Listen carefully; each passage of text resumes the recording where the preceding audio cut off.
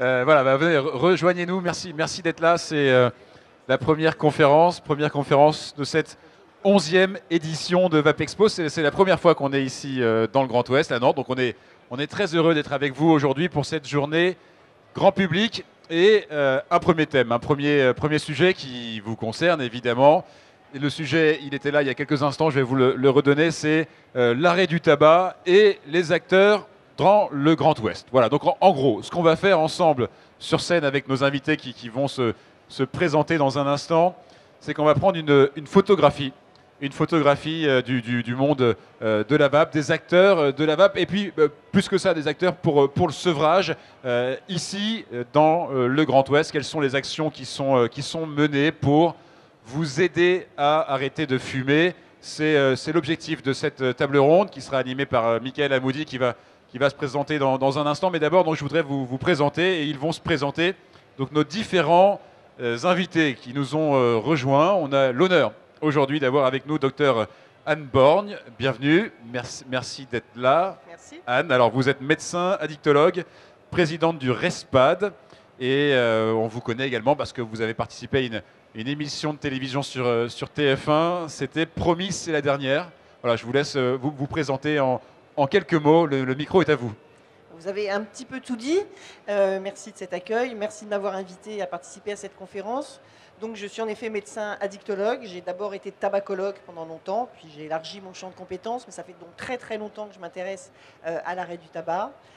Et donc le RESPAD, pour ceux qui ne connaissent pas, c'est le réseau des établissements de santé pour la prévention des addictions. Donc notre mission, c'est de s'adresser aux professionnels de santé, de leur donner des outils dans leur pratique professionnelle. Et en 2014, donc vous voyez que c'était au début, avec à un moment, une période où il y avait beaucoup de contradictions et de contre-messages sur la vape, le RESPAD avait organisé sa journée annuelle sur la thématique, et on avait appelé ça, je ne sais plus, la vape dans tous ses états, ou je ne sais plus quel était le titre exact, mais je pense que c'était la première conférence de professionnels de santé sur la vape, et on a essayé au RESPAD de promouvoir cet outil, cette stratégie qui est vraiment, qui a toute sa place, et une place très importante pour aider les fumeurs à arrêter de fumer. Un mot rapidement sur l'émission TF1, c'était 6 épisodes, c'est ça? Alors c'était une émission dans le cadre du Mois sans tabac, donc, qui était financée par Santé publique France, et où on accompagnait donc 6 personnes, dont 2 personnalités. Donc pour ceux qui l'avaient vu, il y avait Titoff, donc l'humoriste, et Rachel Legrain-Trapani, elle a un nom très compliqué à dire, qui est une ancienne Miss France. Ouais. Et puis voilà, 4 autres personnes volontaires qui avaient été castées sur Facebook justement, et qui s'étaient engagées dans cette aventure qui était compliquée pour eux quand même de s'exposer comme ça en étant filmés. Donc ça a été énormément de jours de tournage, ça a été une aventure. Moi, c'est pas mon métier de faire de la télé comme ça. Moi, je vais sur des plateaux de télé, mais je n'avais pas tourné.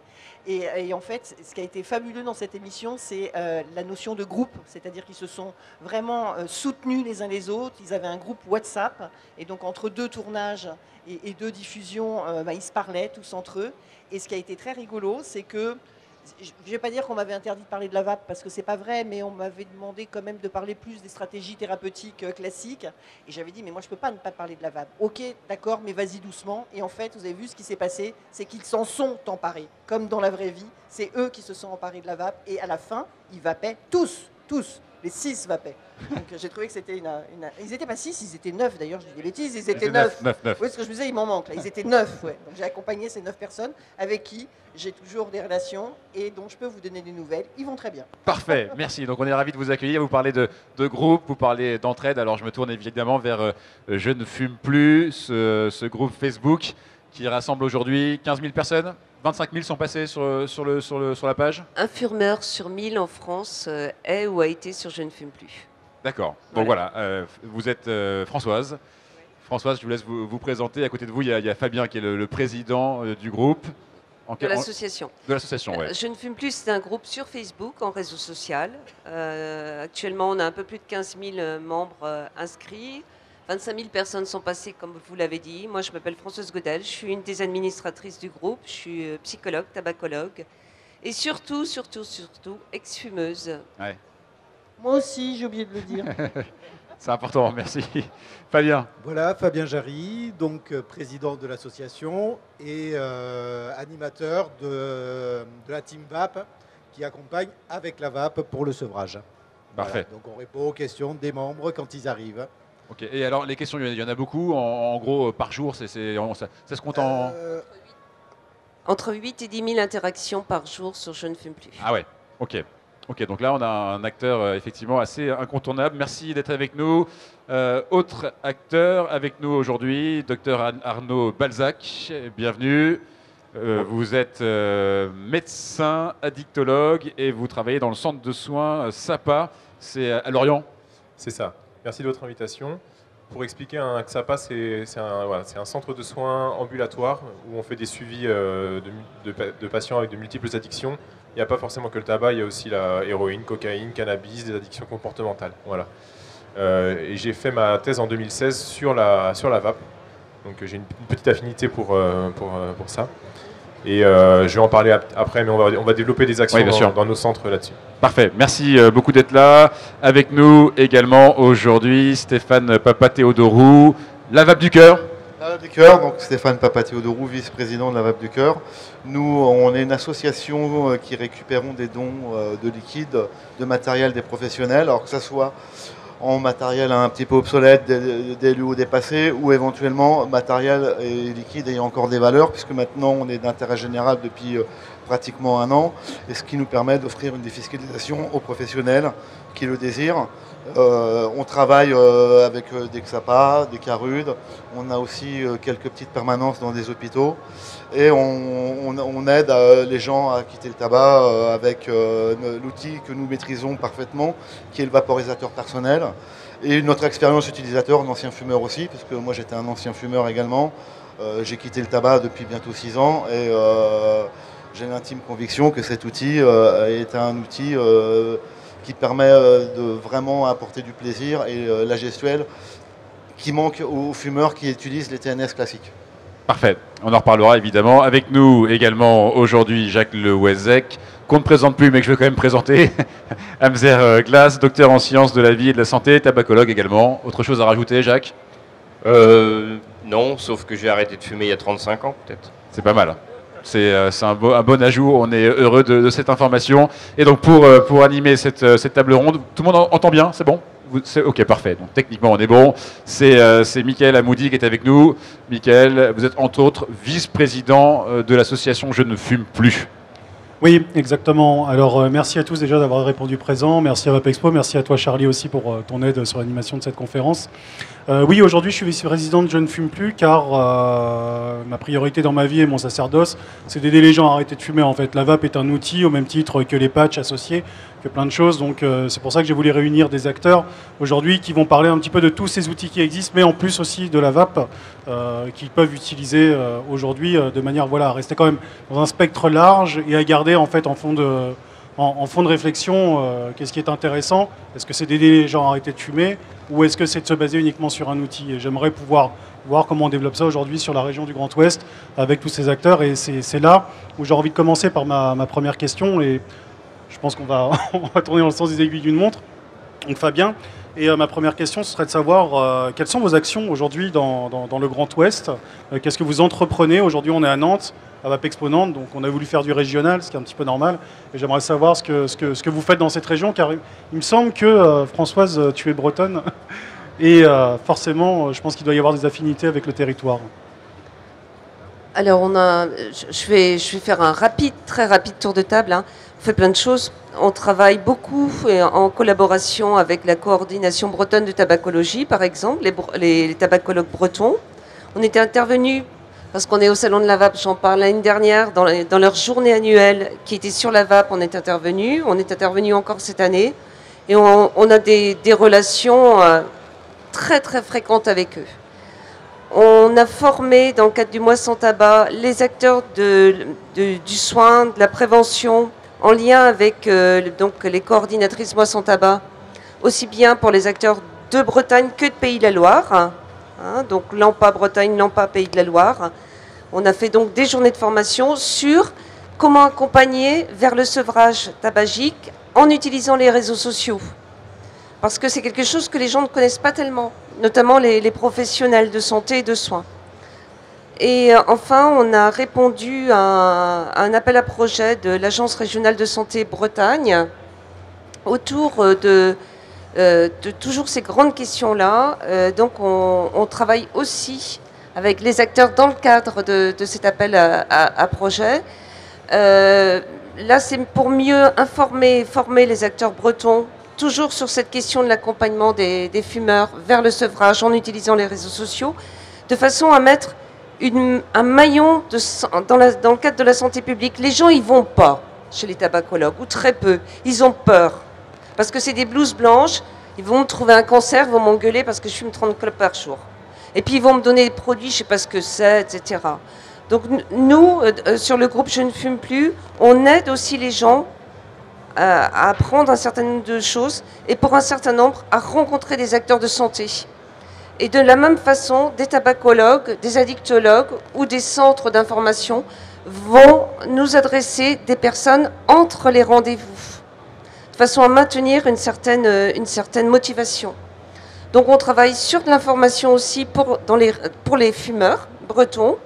On intervient dans les différentes manifestations qui peuvent avoir lieu au niveau de la santé. On collecte des témoignages, on va inviter des tabacologues bretons pour des lives, on va mettre ça en ligne, mettre des témoignages en ligne, et on va mettre aussi au service, entre guillemets, des tabacologues, des réseaux de santé bretons, ou de soins, ou de prévention, un certain nombre de patients experts, parce que nous travaillons aujourd'hui avec une association qui s'appelle France Patients Experts Addiction, sur la certification de personnes qui ont fait un chemin dans le tabagisme, pour ce qui nous concerne. Donc, former les professionnels, les accompagner, échanger avec eux et faire en sorte que pour l'ensemble des fumeurs, il y ait un chemin plus facile pour arrêter de fumer. C'est tout simplement ça. On cherche vraiment à faciliter les choses. Merci Françoise. Et toi Fabien, j'aurais quand même une petite question parce que Fabien, à part être le playboy Dr Mamour de Je ne fume plus, quel est ton rôle en tant que président au sein de Je ne fume plus et en région Grand Ouest sur ces actions? Voilà. C'est essentiellement coordonné. C'est-à-dire que voilà, on a besoin structurellement de la forme associative et par définition, il faut des présidents, il faut des trésoriers, il faut de l'organisation. Et donc, je vais être là pour amener un côté permettre le fonctionnement de structurer l'association. Voilà. Et justement, ça me fait réagir parce qu'on va pouvoir passer la parole à Jacques. Et Jacques, toi, tu as développé des formations à Amzorglas sur le territoire pour la Bretagne notamment. À la base, Amzorglas, c'est quand même breton. Est-ce que tu y vois une sorte de complémentarité entre les parcours de patients experts, formation de tabacologie?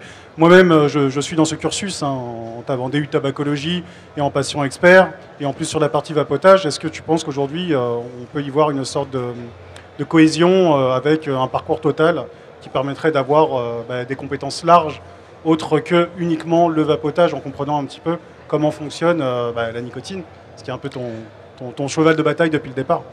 Oui, tout à fait.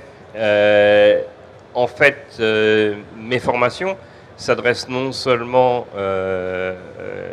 aux professionnels de santé, bien sûr, que j'ai formés, et entre autres, j'ai formé récemment les 4 XAPA du Morbihan pour leur projet dont Arnaud parlera tout à l'heure. Je fais aussi des conférences ponctuelles le soir, un peu partout en France, qui est toujours adressée aux professionnels de santé. Donc c'est un moyen aussi de diffuser les choses.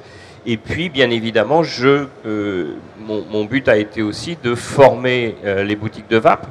Et l'idée, quelque part, c'est qu'il y ait un relais entre les professionnels de santé et les boutiques de vape, que les uns et les autres s'appuient sur l'autre aussi.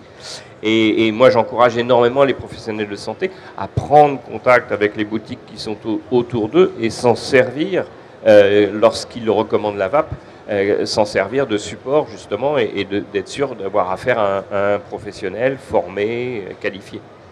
En fait, on peut dire aujourd'hui qu'on commence à se retrouver dans une situation de rapprochement de 2 corps de métier où il y a quelques années, se comprenaient absolument pas. Bon, c'est quand même une réalité, vraiment. Et aujourd'hui, qui ont tendance à commencer à évoluer ensemble et à avancer dans la même direction, à savoir aider les gens à arrêter de fumer, finalement. Oui, je voudrais seulement rajouter quelque chose là-dessus. il faut que ça reste un travail collaboratif. Mais il ne faut surtout pas que la vape devienne un médicament. Hein, on s'est battu contre ça, etc. C'est en ça que j'aime pas le terme de patient expert. Un fumeur, pour moi, n'est pas un patient. Donc, un usager expert, je veux bien. Parce que, voilà, pour moi, le tabagisme n'est pas une maladie, c'est un comportement. Ça peut provoquer des maladies, mais ce n'est pas une maladie en soi. Et les gens ne sont pas malades et ne se considèrent pas malades. Et c'est aussi pour ça qu'ils ne vont pas vers les professionnels de santé. Hein, c'est le grand frein. Donc voilà, en gardant le fait que la vape est un produit de consommation courante, mais qu'il aide énormément les gens. Et donc il faut juste que les professionnels de santé comprennent ça et se rendent compte que les boutiques qui sont là pour les aider sont des acteurs de santé. Ce ne sont pas des professionnels de santé, ce sont des acteurs de santé. Si on marche tous ensemble, main dans la main, on va faire arrêter les fumeurs. On va avoir un bénéfice en termes de santé publique monstrueux. Docteur, j'imagine qu'avec ce que vous avez expliqué tout à l'heure sur l'émission de TF1, la relation avec la vape qui devait être un petit peu éteinte et finalement tous les protagonistes à la fin qui l'utilisent, vous avez été l'une des premières en France à vous opposer à la pensée générale et publique comme quoi la vape sera un produit qu'il ne faut absolument pas utiliser. Est-ce que vous êtes intervenu en fait sur la région Grand Ouest et en l'occurrence, comment voyez-vous aussi ces rapprochements et le développement de l'utilisation de cet outil dans ce milieu médical avec sa perception ? Alors, mon nom c'est Borgne et les Bretons m'appellent Le Borgne, donc je suis en effet bretonne, sauf que j'ai fait toute ma vie en région parisienne, sauf un an où j'ai eu l'occasion de travailler à Quimper, Douarnenez, Pont-l'Abbé, sur les trois établissements de santé. J'en oublie un, Concarneau, voilà, 4 établissements de santé de la pointe du Finistère. Et c'était en 2014, j'ai fait de 2014 à 2015 à mettre en place un projet Addicto et donc Tabaco à l'intérieur de l'Addicto. Et donc j'avais formé tous mes collègues à la vape et surtout j'avais fait venir lors de la Journée mondiale sans tabac dans une conférence à l'hôpital de Quimper Brice Lepoutre, à l'époque président d'EDUS, et je dois dire qu'on était quand même, c'était compliqué parce que dans l'amphi il y avait plus de vapoteurs que de professionnels de santé de l'hôpital, donc si on fait la proportion.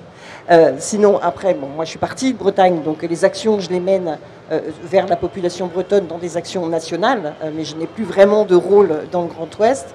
Et vous parliez du XAPA, je suis aussi, mon activité professionnelle, le RESPAD, moi je suis présidente bénévole, hein. Mon activité professionnelle c'est dans un XAPA, donc avec la même population que la vôtre, et nous avons donc une collaboration avec la Vape du Cœur, puisqu'on anime un groupe tous les premiers lundis du mois, c'est Stéphane, l'animateur de notre groupe, on est 2 professionnels, un éducateur spécialisé, donc qui n'est pas ni médecin ni infirmière, et moi avec Stéphane, on anime ce groupe qui remporte un énorme succès, sur des populations qui sont venues dans un XAPA pour complètement d'autres consommations que le tabac et qu'on a mis dans ce groupe, à qui Stéphane explique ce que c'est la vape, donne du matériel parce que c'est des populations précaires et on a un taux de succès énorme chez des gens qui étaient venus consulter pour une addiction autre que le tabac et qu'on a réussi à emmener et qui nous ont suivis dans ce chemin avec la vape et qui sont aujourd'hui non-fumeurs ou vapeux-fumeurs mais sur le chemin d'arrêter. N'est-ce pas Stéphane ? Et moi j'ai appris énormément de choses. Parce que moi, j'y connaissais, enfin là, on ne nous enseigne pas la vape, les professionnels de santé. Et donc, j'ai appris énormément de choses avec ces groupes qu'on fait depuis le mois sans tabac 2016. Donc, ça va faire, là, au prochain mois sans tabac, ça fera 3 ans qu'on anime ces groupes de façon mensuelle. Oui, la chose finalement sur laquelle appuyait Jacques tout à l'heure, ça démontre bien que le travail collaboratif et l'écoute de chaque secteur arrive finalement à un consensus à un moment ou à un autre, quoi, quand on sait s'écouter intelligemment. Et du coup, merci docteur. Et du coup, Stéphane, il me semble avoir vu passer un développement de l'utilisation de la vape pour aider le milieu carcéral, en Normandie notamment, là on est sur une région Grand Ouest. La vraie question que j'aurais envie de te poser, c'est avec tout le relais que vous avez eu, France 3, etc., ce qui est quand même pas mauvais en termes d'image et en termes de visibilité, est-ce que vous avez l'intention de réitérer ça quelque part sur la région Grand Ouest ? Pour l'instant, nous on se trouve un peu dans la problématique où on est un peu victime de notre succès. Et ça commence à être très problématique pour nous au niveau humain parce qu'on n'a pas les effectifs nécessaires pour pouvoir être partout en même temps. C'est ce qu'on tend à vouloir changer cette année. Ça va être une année un peu charnière pour la Veuve du Cœur parce qu'on a atteint les limites du bénévolat. Ça fait 2 ans qu'on essaye de fédérer et qu'au final on est une petite escouade alors qu'il faudra être une légion.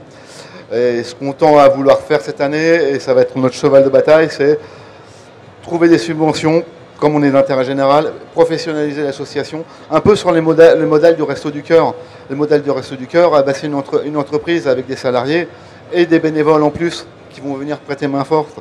Mais aujourd'hui, beaucoup de centres sont un peu bottés en touche parce qu'on n'a pas les moyens humains et encore moins les moyens financiers d'intervenir en province parce que ça a un coût et que notre association est une petite association. Est-ce que vous avez été qualifié d'intérêt public ou pas encore? L'intérêt public, c'est encore une autre étape qu'on n'est pas prêt de franchir pour l'instant parce qu'on n'a pas assez d'adhérents à notre association. On n'a pas de trésorerie, il faut avoir un minimum de trésorerie pendant un certain laps de temps pour pouvoir prétendre à ça. C'est notre objectif. Maintenant, je dirais, on va aller pas à pas. Moi, je me rends compte, notamment avec la collaboration avec Anne Borgne, que le succès du groupe est tel que bien souvent, je suis tout seul pour animer ce groupe et que même en étant professionnel là, en maîtrisant bien, j'arrive à saturation. C'est-à-dire que quand on doit gérer une dizaine de personnes tout seul, ça commence à être un peu tendu, même si j'ai la conviction, même si je fais de mon mieux. Quelquefois, c'est un peu tendu. Enfin, pas que sur le Xapacé-Galen, on a une permanence bimensuelle en Ambroise-Paré. Bah, c'est pareil, mercredi dernier, je suis arrivé, j'étais pris d'assaut et j'étais tout seul. Bah, on fait face, mais moi, j'aime pas ce genre de configuration parce que ça va m'obliger à être plus speed dans mon interaction. Et j'estime que ça se fait au détriment de la qualité parce qu'il faut prendre le temps. Pour expliquer aux fumeurs, il y a des gens qui ont besoin d'être assurés. Il faut prendre le temps de développer. Après, quand on commence à switcher, bah, c'est un peu plus tendu et on va peut-être être un peu moins pertinent ou louper une question. Et c'est dommage. Mais après, on est obligé de faire au mieux. Et ça, c'est vraiment une très grosse problématique pour nous. Donc cette année, on est à fond là-dessus, quoi. Merci Stéphane. Et donc vous intervenez en Xapa. Vous avez fait la formation à Mzorglas, d'après ce que je viens de comprendre. Et alors la première question, vu que vous êtes sur la région Grand Ouest, qu'est-ce que ça vous apporte? Et la deuxième question que j'aurais envie de vous poser, c'est comment utilisez-vous ça et quel spectre couvrez-vous sur cette très large région pour pouvoir mener à bien votre mission? Donc nous, c'est dans nos 4 centres, notre 4 Xapa sont dans le Morbihan. Et avec nos équipes, depuis plusieurs années, on constatait le succès de la vape chez nos usagers de nos centres, qui sont des patients, comme disait Anne, qui sont là pour d'autres addictions, qui sont à 90% fumeurs, mais pour lesquels le tabac est souvent le dernier des problèmes, parce qu'ils doivent déjà gérer les conséquences des autres addictions pour lesquelles on les prend en charge. Donc nous, avec nos équipes, on constatait le phénomène de la vape et on se sentait un peu sur le banc de touche, à les observer, et on ne savait pas trop comment faire avec, et comment notamment pouvoir les conseiller et comprendre quelle utilité on pouvait avoir auprès d'eux. Et on a souhaité avoir une formation justement sur la vape et on a eu le soutien de l'ARS Bretagne qui a financé en partie la formation. Et donc c'est Jacques qui a formé certains membres de nos équipes en janvier et en février dernier. Ça s'intègre dans un projet puisqu'on va très prochainement délivrer des matériels de la vape pendant nos consultations à des patients qui sont précaires socialement, qui n'ont pas d'argent, de budget pour acheter du matériel en boutique. Et on a donc obtenu un financement de l'ARS pour pouvoir délivrer ces vapes et surtout faire une consultation entière de tabacologie classique, un suivi et un soutien de ces personnes avec leurs vapes. Donc on est très content de mettre ça en place. Les premiers retours qu'on a auprès des patients sont très très positifs, ils sont enthousiastes. On en voit plein qui nous ramènent leur ancien matériel, on remet ça en place avec eux, on leur explique des choses, ils nous apportent aussi beaucoup de connaissances comme tu disais. Donc pour l'instant c'est extrêmement positif et surtout nos équipes, mes collègues infirmiers, mes collègues médecins sont très très enthousiastes aussi de pouvoir avoir ces nouvelles connaissances et ces nouveaux conseils. Donc pour tempérer un peu ce que dirait Jacques, c'est très très bien que le phénomène de la vape soit quelque chose qui qui soit communautaire, que les gens s'emparent de ça. Mais moi, je trouve que c'est très très bien également que les professionnels de santé concernés, les addictologues, mais peut-être aussi les médecins généralistes qui sont en première loge des gens en soins primaires, aient quelques connaissances sur le sujet, puissent apporter quelques réponses aux questions des gens et prendre en charge leur sevrage tabagique quand ça arrive. À ce propos, quand j'avais passé ma thèse en 2016, on avait demandé aux vapoteurs, on avait 300 vapoteurs qu'on suivait dans la région Bretagne, et on leur avait demandé qu'est-ce qu'ils attendaient de leur médecin généraliste à propos de la vape. Et 60% attendaient que les médecins puissent les rassurer et leur expliquer la part des risques et des bénéfices de la vape par rapport au tabac. Il y avait 20% de personnes qui attendaient que le médecin puisse vraiment faire le suivi avec du sevrage tabagique avec la vape. Et il y en avait aussi 15% qui attendaient même des conseils sur l'utilisation de la vape. Donc il y a vraiment une attente de la part des gens. Et nous, on est très contents de pouvoir maintenant essayer d'y répondre. Merci. Alors, vous avez répondu tous à déjà pas mal de questions que je voulais vous poser. Vous devez être bon. Vous souhaiteriez, Anne? Oui, je vous en prie. Michael, t'as dit que tu me tutoyais et t'arrêtes pas de me vous voyer. Hein, je te signale. Désolé. Non, je voudrais réagir à ce que a dit Jacques, et qui est quelque chose que je partage complètement, qu'il ne faut absolument pas que la vape devienne un outil de prescription ou un médicament, enfin que ça rentre dans les stratégies thérapeutiques prescrites forcément par un professionnel de santé, et qu'il faut que ça reste en boutique, et qu'il y a énormément de gens qui ne passent pas par les consultations. Je soutiens Françoise. Sauf qu'il faut absolument que nous, on arrive à changer les représentations des professionnels de santé. Parce qu'il y a encore énormément de professionnels de santé et des médecins, pneumologues par exemple, ou médecins généralistes, qui vont aller contre nos conseils à nous ou contre l'utilisation de la vape. Je te racontais tout à l'heure dans la voiture un exemple récent d'un patient qui vapait, qui venait à la vape du cœur, que Stéphane connaît, mais je ne peux pas te dire son nom ici, et qui ne vient plus. Donc peut-être que tu as remarqué qu'il ne venait plus, parce qu'il vapait, il était en train de s'arrêter de fumer, il avait l'association substitut nicotinique, vape, etc. Il lui restait une cigarette tous les 2 jours, et chez quelqu'un qui était venu pour un problème d'alcool, voilà, donc, et qui est rentré dans ce groupe vape, et on lui a découvert un emphysème, donc une maladie pulmonaire. Son pneumologue lui a dit il faut absolument que vous arrêtiez de vaper. Et donc il est revenu me voir et je lui ai dit c'est difficile de contrarier un confrère, un peu compliqué. Je lui ai dit écoutez, il connaît bien vos poumons, moi je connais pas bien les poumons, mais je connais bien la vape, donc non, continue à vaper. Il va voir son médecin traitant avec ses résultats, son médecin traitant lui redit la même chose. Donc ce monsieur il est revenu me voir en me disant je ne sais plus qui croire, j'ai confiance en vous, mais j'ai aussi confiance dans les autres. Et donc du coup, on a été obligé d'arrêter complètement la vape et il ne vient plus. Donc on est passé à d'autres stratégies que je ne raconterai pas ici. Mais qu'est-ce qu'il a fait ce monsieur quand on lui a dit d'arrêter la vape? Il a repris le tabac et il refumait 40 clopes par jour avec son emphysème pulmonaire. Et donc c'est ça qu'il faut qu'on arrive à changer. Hein, donc c'est pour ça qu'il faut former les professionnels de santé, au moins, même s'ils s'en emparent pas, qu'ils ne délivrent pas de contre-messages. Françoise, tu souhaitais peut-être réagir? Je réagissais juste en donnant un exemple par rapport aux professionnels de santé. On s'est retrouvé avec ce gros problème-là à Saint-Brieuc. Moi, je vis à côté de Saint-Brieuc. Et l'infirmière tabacologue de l'hôpital, Yves Le Foll à Saint-Brieuc, nous a proposé, dans le cadre du mois sans tabac, de mettre un stand en place pour les professionnels de santé travaillant à l'hôpital, présentant la vape.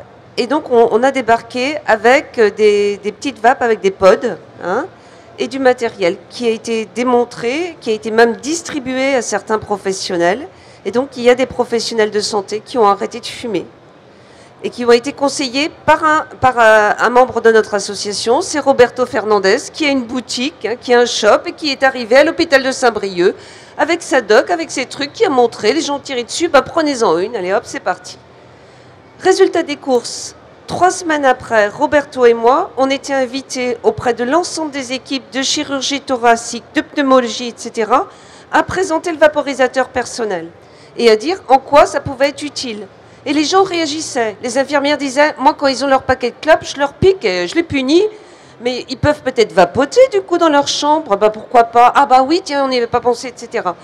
Et la suite des événements, c'est que l'hôpital de Saint-Brieuc, dans le cadre de la prochaine journée mondiale sans tabac, le 31 mai, nous invite pour présenter la vape à l'ensemble des usagers de l'hôpital. Alors, on a inversé les choses. On est passé grâce à un professionnel de la vape, hein, il faut le dire, qui a su parler, qui a su expliquer les choses. Et notre association, on est passé par une information, mais pratico-pratique, et on est passé par les soignants fumeurs, pour aujourd'hui atteindre les usagers de l'hôpital. Voilà, c'était juste un exemple d'une action qu'on peut tenter de mettre en place. Vous souhaitez réagir? Oui, c'était pour revenir à ce qu'on disait. Moi, je suis assez effaré de voir en consultation les idées reçues que peuvent avoir mes patients sur la vape. Il y a beaucoup de gens qui viennent me dire, qui pensent que la vape est plus dangereuse que le tabac. Alors voilà, nous, professionnels de santé, on a ce rôle aussi de déconstruire ces idées-là et d'amener un discours, une vraie information qui soit claire, qui soit nette pour la population.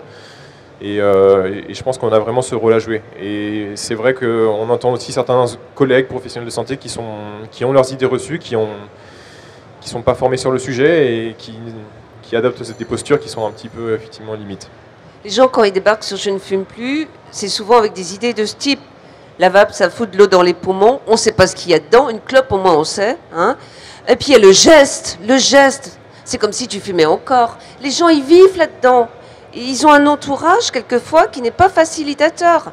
Alors, si les médecins et si les soignants, quels qu'ils soient, peuvent leur dire, ben, écoute, va dans une boutique, renseigne-toi, etc., c'est génial.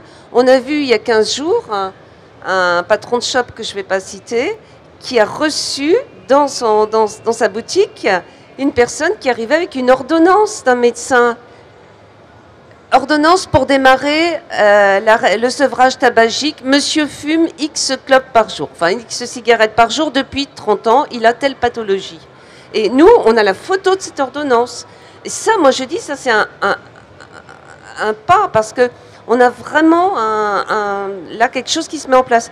Mais c'est aussi aux acteurs de la vape vivante, hein, et non pas médicalisée, d'aller vers. Hein, il y a vraiment des pas à faire dans un sens et dans l'autre, ouais. Si vous aviez aujourd'hui chacun, en faisant un tour de table, une recommandation à faire pour les fumeurs et les professionnels de santé vis-à-vis du vapotage, qu'est-ce que vous auriez envie de leur dire aujourd'hui? Qu'il faut tenter. C'est effectivement un outil de sevrage si on veut vraiment tout arrêter, mais c'est surtout déjà un moyen d'arrêter de se ruiner la santé. Donc, j'aime la nicotine, je vape depuis 6 ans, et j'ai pas acheté un produit de sevrage. J'ai juste acheté un produit qui me permet d'avoir ma nicotine sans me ruiner la santé.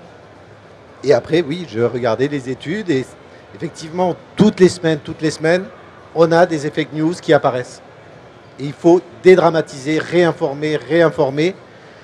Il n'y a pas d'études. C'est Claude qui avait marqué. Il y a plus de 2 millions d'articles sur la vape. On a des études, on a 10-15 ans de recul maintenant. Donc, il faut, à l'anglaise, il faut switcher.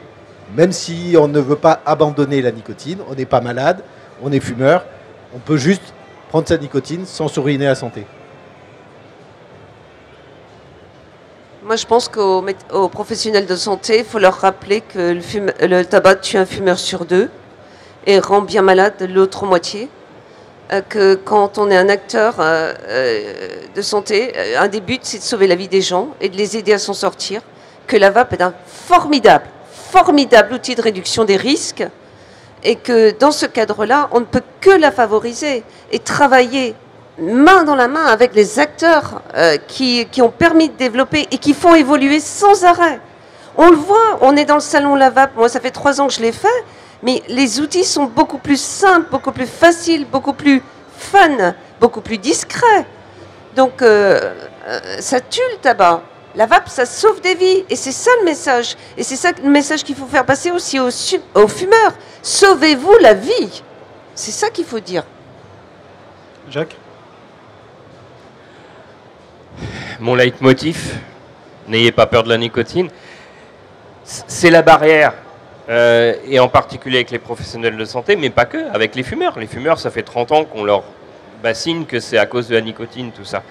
Et donc, il faut arriver à dédramatiser ça, à dépasser ça, et à faire en sorte, et faire en sorte que cette mauvaise image encore de la nicotine chez les professionnels de santé disparaisse. Parce que quand on voit des recommandations, pas seulement avec la vape, aussi avec les substituts nicotiniques, hein, des chirurgiens vasculaires, etc., qui vont interdire à leurs patients même de porter un patch.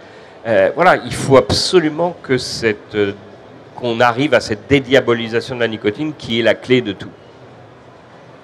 Anne ? En passant derrière Jacques, évidemment, je savais qu'il allait dire il ne faut pas avoir peur de la nicotine. Donc tu me l'as enlevé de la bouche parce que j'allais dire exactement la même chose. Et que moi, mon rôle de professionnel de santé et de président d'une association qui touche beaucoup de professionnels de santé, c'est de faire de la formation, c'est de distribuer des outils, c'est de faire des partenariats avec la VAP du Cœur, avec Je ne fume plus, avec tout le monde de la VAP. C'est la première fois, moi, que je viens dans un VAP Expo. Je trouve ça super, d'ailleurs. J'ai pris plein de photos des stands, là, je trouve ça génial. Et c'est vrai que on n'est plus en 2013, voilà, les choses ont hyper évolué, il y a vraiment une sécurité, il y a des messages, il y a des outils, il y a vraiment de quoi fournir tout le monde, sauf qu'il ne faut pas que les professionnels de santé mettent des barrières à l'utilisation de cette vape. Stéphane ? Ouais, moi, je rajouterais que j'adhère complètement à au fait de démonter cette peur de la nicotine. Moi, je le vois tous les jours en boutique.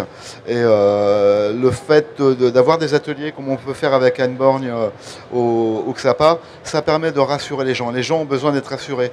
Après, fort malheureusement, on a une bride sur le taux de nicotine qu'on puisse avoir dans les liquides. Et moi, je sais que ça m'arrive fréquemment en boutique d'avoir des très gros fumeurs. Dans les meilleurs des cas, quand le 18 mg passe, je sais déjà, et j'en parle directement au client, lui dire, voilà, si jamais vous avez encore envie de fumer, vous êtes forcément sous-dosé en nicotine. N'hésitez pas à consulter, vous pouvez vous patcher, vous pouvez utiliser tous les autres moyens qui puissent exister en cumul avec la vape pour arriver à arrêter, parce que c'est la loi européenne, on a décidé autrement. On a aussi fait des choses, peut-être que tu voudras rebondir là-dessus, Anne. Par rapport aux hôpitaux, avec le RESPAD, avec l'EDUS, on avait contribué à un groupe de travail qui s'appelait HST, Hôpital Sans Tabac, et qui permet justement d'intégrer cet outil en préopératoire, en post-opératoire, et d'éviter que celui qui sort d'une intervention chirurgicale descende avec sa perf, s'envoyer une clope, et avec tous les risques que ça comporte. Parce que au niveau de la cicatrisation et tout, ça peut poser des problèmes. Ça a été l'occasion aussi pour nous, à la VAP du Cœur, de travailler justement avec des médecins, d'étayer notre compréhension de la nicotine, de pouvoir être plus pertinent pour rassurer les gens, tout comme nous, on a amené des questions techniques, un savoir sur la vape aux médecins. Nous, en contrepartie, on a aussi beaucoup appris de choses. Et ça me permet, moi, par exemple, en tant que professionnel, d'être plus pertinent là-dessus et beaucoup plus large. Un esprit plus large. Voilà. Donc, dans tous les cas, c'est le fait de se fédérer sur ce sujet, ça permet d'avancer. Oui, finalement, après, je passerai la parole. Finalement, on était dans une période en fait où on avait que la vape seulement à 100% et les professionnels de la vape ne voulaient absolument pas s'intéresser en fait au côté patch, etc. parce qu'ils avaient peur de médicaliser jusqu'au jour en fait où on apporte la connaissance et qu'ils comprennent que les deux sont complémentaires. Et d'un autre côté, on n'a pas le droit de prescrire, etc. et de parler de sevrage, alors on ne va pas les utiliser. En plus, c'est compliqué. Donc en fait, on s'est retrouvé finalement, que ce soit côté professionnel vape ou côté professionnel de santé, en fait, dans une incompréhension totale. Sauf qu'aujourd'hui, moi, ce que j'entends à travers ce que vous me dites, c'est que ça s'est clairement désamorcé et que ça avance dans le bon sens. C'est ce que j'en comprends avec mon expérience. Complètement. On n'est pas là pour substituer aux médecins. C'est ça. On est là pour justement amener cette maîtrise de l'outil. En plus, après, le fait qu'on travaille aussi avec des médecins, quand on est comme ça dans des ateliers, le fait même qu'il y ait la présence du médecin, ça rassure déjà d'entrer les gens. Et le dialogue est beaucoup plus constructif, beaucoup plus rassurant pour les gens.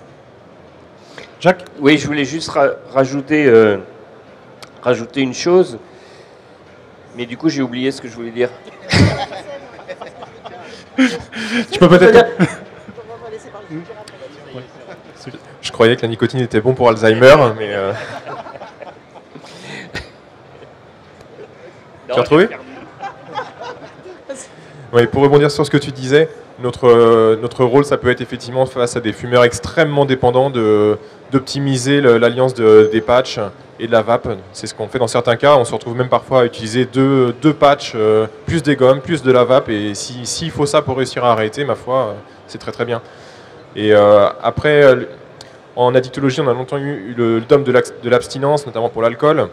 Et c'est pareil, est-ce que pour le tabac, il faut absolument tout arrêter complètement, ne pas garder de dépendance comportementale à la vape, de la dépendance physique à la nicotine? En fait, il faut changer le paradigme et être sur la réduction des risques. Et là, on est complètement là-dedans. On est vraiment sur un outil massif de réduction des risques. Et voilà. En addictologie, on a l'habitude de ce concept-là, mais c'est malheureusement pas forcément le cas dans tous les autres domaines de la santé.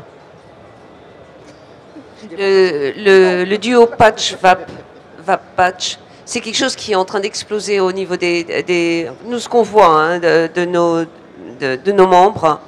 Déjà, les patchs sont remboursés, maintenant pris en charge. Déjà, le tiers payant, ça a changé la donne. Et les personnes qui utilisent les deux vont témoigner très vite que tiens, ça marche. Et donc, ça fait aussi un petit peu boule de neige, hein, de plus en plus. Et les études montrent que ça marche d'ailleurs, très bien, hein, très très bien. Donc là aussi, il y a du chemin à faire. Ce qui a fait avancer aussi la prescription des substituts nicotiniques, c'est qu'ils sont remboursés et ils peuvent être prescrits par les infirmières, les kinés, les dentistes, les médecins du travail, etc. Donc ce n'est pas uniquement une prescription médicale. Sauf que ces professionnels-là, autres que médecins, ne s'en sont pas encore énormément emparés. Et c'est aussi notre rôle au RESPAD de diffuser cette information et de faire des formations vers ces professionnels-là. Et je voulais dire, sur le sujet de comment aller faire changer les représentations et les connaissances des professionnels de santé, vous savez qu'il y a un plan national de lutte contre le tabac 2018-2022 qui a été sorti, un plan gouvernemental, et que l'axe prioritaire de ce plan, c'est lieux de santé sans tabac. Et ça tombe bien parce que le porteur national de lieux de santé sans tabac, c'est le RESPAD. Et donc du coup, il y a eu ensuite des appels à projets régionaux, et je sais que la région Bretagne a présenté plein de choses et soutient énormément ce projet. Et donc dans chaque région, il y a des porteurs de projets lieux de santé sans tabac. L'appui est fait et les outils sont fournis par le RESPAD. Et dans ces outils, il y a des livrets. Il y a un truc qui s'appelle Premier geste en tabacologie, qui est destiné à tous les professionnels de santé, dans lequel la vape figure. Alors, il a fallu qu'on se batte pour mettre la vape dans ces livrets, parce que c'est soutenu par le ministère de la Santé, par Santé publique France, etc. Mais donc la vape figure, et on espère bien la toucher énormément de professionnels de santé. Et lieux de santé sans tabac, c'est pas que hôpital sans tabac, c'est tous les lieux de santé sans tabac.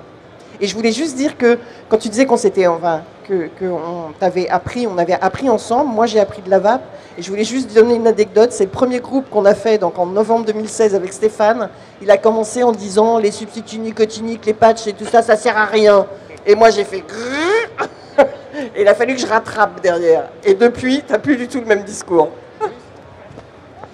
Bien. Jacques, alors ça y est, j'ai retrouvé. Bonne nouvelle. Je voulais simplement dire que voilà, on avait essayé de faire adopter la vape par le haut au niveau de la santé publique, un peu comme les Anglais ont fait, etc. Et en fait, on a échoué, surtout depuis 2 ans. Mais je suis sûr d'une chose maintenant, c'est que justement parce que les professionnels de santé de terrain s'en emparent, c'est eux qui vont faire monter les choses. Et c'est pour ça que je suis vraiment à fond avec les professionnels de santé, que je vais les former pour ça, etc. Parce que c'est eux qui vont faire changer la donne. L'Agence régionale de santé attend beaucoup de l'évaluation de notre action, des retombées et des résultats, effectivement. Alors, peut-être des questions dans le public. Est-ce que vous avez des questions? C'est le moment. Profitez de la présence de nos invités. Des remarques? Oui. Bonjour. Alors, moi, ma question, c'était quelle est la place du sel de nicotine dans une politique de sevrage? Merci. Alors, je réponds en tant qu'expert de la nicotine. Alors, pour moi, les sels de nicotine, c'est un outil extraordinaire, mais ce n'est qu'un outil de plus que la nicotine classique.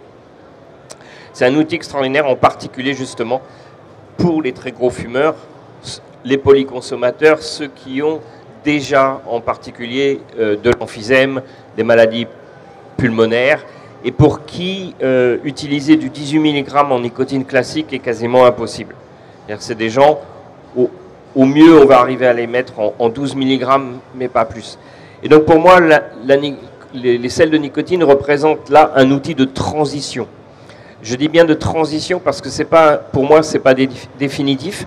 Il y a un moment donné dans la vie du sevrage du fumeur où il a besoin de ressentir ce hit, ce gratouillis en gorge qu'il avait et qui est un renforcement secondaire du tabagisme. Et tout le monde ne peut pas utiliser des sels de nicotine comme ça à longueur de temps sans avoir ce retour-là. Donc pour moi, c'est avant tout un outil de transition qui permet ensuite, lorsque les voies respiratoires se sont calmées, se sont apaisées, de repasser sur un liquide classique où là, il y aura le renforcement secondaire de cette sensation. La sensation en gorge est très importante. D'autres compléments de réponse? Non? Les uns les autres? Merci. Merci pour cette question. D'autres questions? Pas d'autres questions?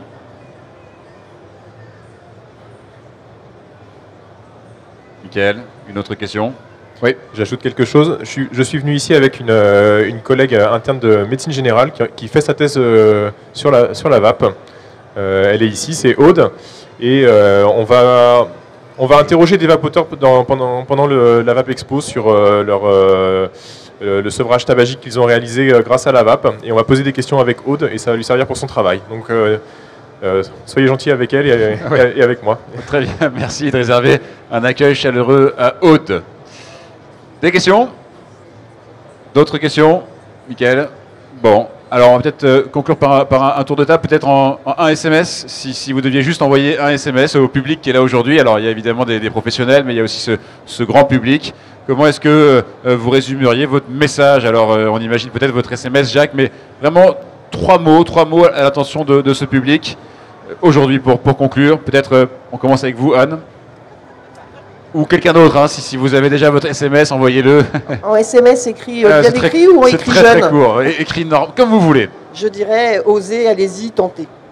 Osez, allez-y, tentez. Ça rentre, ça c'est un SMS. Je valide. Jacques? Moi je dirais, je conseillerais aux professionnels de la santé d'aller dans les boutiques de vape. Merci. Moi je dirais, on continue, tiens. Voilà. Ne pas avoir peur de la nicotine.